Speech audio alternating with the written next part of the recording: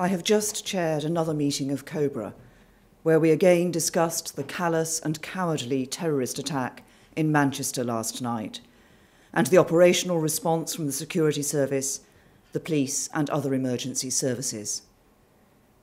It remains the case that, other than the terrorist himself, 22 people were killed in the attack, 59 people remain injured, and many of them have life-threatening conditions.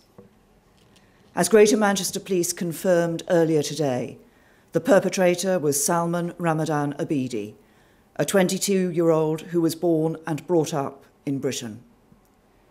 And as the emergency services have confirmed throughout the day, his victims were innocent children, young people, and their families. Our thoughts and prayers are with them all. I want to reiterate what I said this morning about the professionalism of the emergency services and the bravery of the people of Manchester. Through their actions, they proved that cowardice will always be defeated by bravery, that evil can be overcome by good, and that our values, the liberal, pluralistic values of Britain, will always prevail over the hateful ideology of the terrorists. In my statement earlier today, I said that the police and security services needed to investigate whether or not Abidi was acting alone.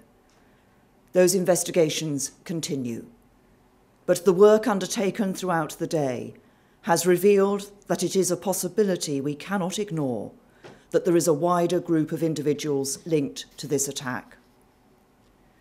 This morning I said that the Joint Terrorism Analysis Centre, the independent organisation responsible for setting the threat level on the basis of the intelligence available, was keeping the threat level under constant review. It has now concluded, on the basis of today's investigations, that the threat level should be increased, for the time being, from severe to critical. This means that their assessment is not only that an attack remains highly likely, but that a further attack may be imminent. The change in the threat level means that there will be additional resources and support made available to the police as they work to keep us all safe. As a result of JTAC's decision, the police have asked for authorisation from the Secretary of State for Defence to deploy a number of armed military personnel in support of their armed officers. This request is part of a well-established plan known as Operation Tempora, in which both the armed forces and the police officers involved are well-trained and well-prepared to work in this kind of environment. The Secretary of State for Defence has approved this request, and Operation Tempora is now in force. This means that armed police officers responsible for duties such as guarding key sites will be replaced by members of the armed forces, which will allow the police to significantly increase the number of armed officers on patrol in key locations. You might also see military personnel deployed at certain events, such as concerts and sports matches, helping the police to keep the public safe. In all circumstances, members of the armed forces who are deployed in this way will be under the command of police officers. Precisely how the military and armed police officers will be deployed is an operational decision for police commanders, and Assistant Commissioner Mark Rowley of the Metropolitan Police will be making a statement giving further details at New Scotland Yard later this evening.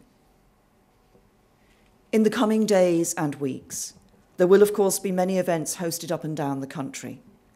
The police will work with the organisers and hosts of these events to come to a judgment about how they can go ahead while making sure the people who attend them are safe and secure.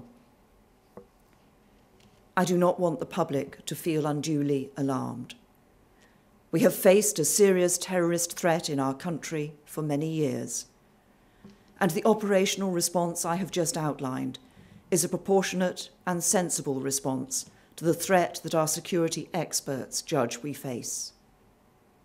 I ask everybody to be vigilant and to cooperate with and support the police as they go about their important work.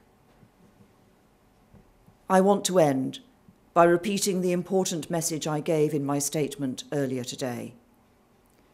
We will take every measure available to us and provide every additional resource we can to the police and the security services as they work to protect the public.